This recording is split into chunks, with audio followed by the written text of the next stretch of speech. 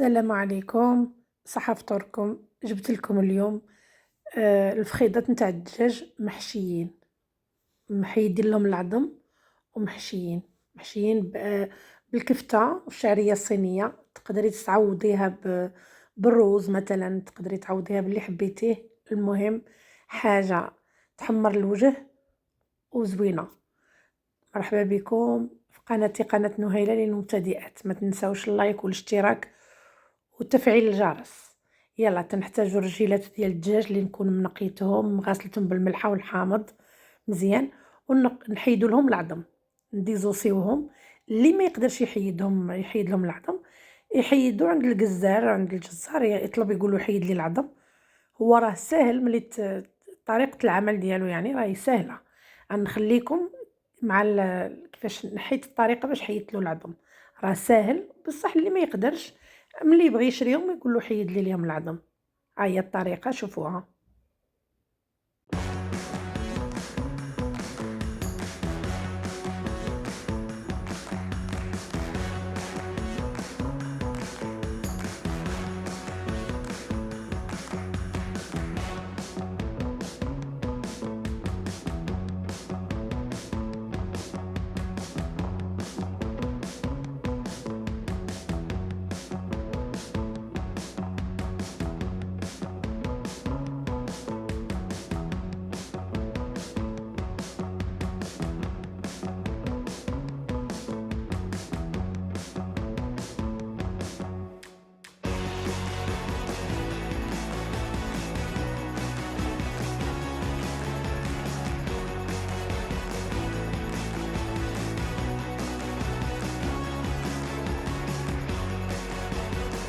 للحشوة تنحتاجو بعد ما فرغناهم، تنحتاجو الشعرية الصينية، الكفتة، الزيتون، قزبور ومعدنوس. تنوجدو واحد الشرمولة، كلشي غيتوضح لكم في الفيديو. تنوجدو هاد الشعرية الصينية، درنا لها الماء سخون.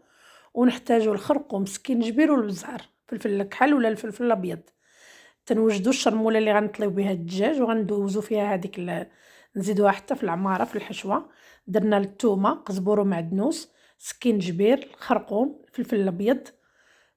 مليحه، ما تكثروش بزاف الملحه لان كاين الزيتون من بعد. وشويه ديال الحامض، عصير ديال الحامض. صافي تنطحنوا هذيك الشرموله، تندهنوا بها الدجاج هكا، ندهنوا باش يجينا بنين ما يجيش باسل. ونخلطوا هذاك، نحيدوا شويه ديال هذيك الحشوه نخبعوها باش نزيدوها في الطياب في البصل. ونعمروا ديك الشعريه الصينيه نقطعوها. نقدروا نعوضوها بالروز، اللي بغى الروز، اللي عنده بغى يدير غير الكفته بوحدها يقدر يديرها.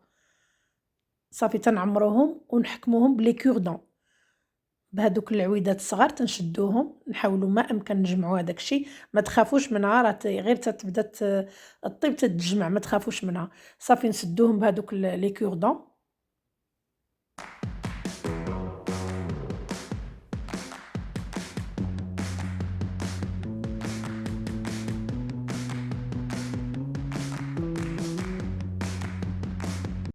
في هنايا كملناهم. نجيبو البلاطو اللي غيمشي للفران، قطعنا فيه كميه معتبره ديال البصل، لان ديك البصله هي اللي غتطلق هذاك الماء اللي غيطيب فيه الدجاج. درنا له داك شويه ديال العطريه اللي بقات، ديك الشرموله اللي بقات، ونستفو فيه الدجاج. نغطيوه بالبابي كويسون ومن بعد البابي الومنيوم وندفعوه للفران يطيب.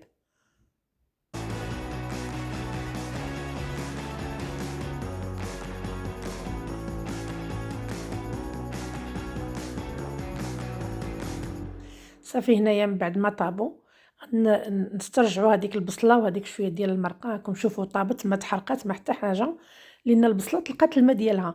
ونرجعوا هذوك الرجيلات، هذوك الفخيضات، نرجعوهم للفران، ندهنوهم بالزبده وشويه ديال التحميره وشويه ديال الملحه، ندهنوهم من الفوق ونصيفطوهم للفران يتحمروا. وهذيك لاصوص تنرجعوها في شي كاسرونه ولا طويوه صغيره ولا الكوكوط، ونخليوها على نار مهيله حتى تتعلق وتطلق لنا ديك الدغميره ديالها. هذا هو الطبق النهائي ملي سال طاب وصافي كمل كلشي. تتقدموه مع اي خضره بغيتو نتوما. انا قدمته مع القوق مشرمل والزيتون، كل واحد كيفاش تيبغي ياكلو، كيفاش معايا يقدمو. وشهية طيبة ونتمنى يعجبكم وشكرا.